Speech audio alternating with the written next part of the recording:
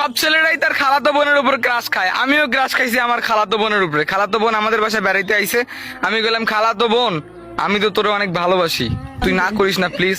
তখন খালাতো বোন কইলো আরে ধর তোর মতো কত ছেলে আমার পিছনে ঘুরে, তোর কোনো টাইম নেই, যা ভাগ।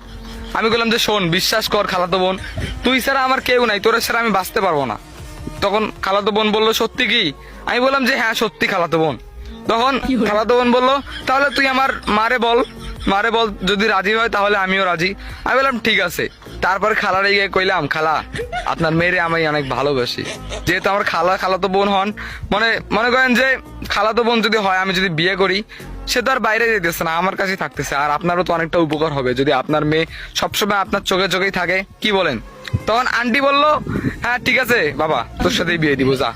ওরে ভাই, খালাতো বোনের মাও রাজি, মানে আমার মায়ের খালা, না না না, আমার আমার খালা।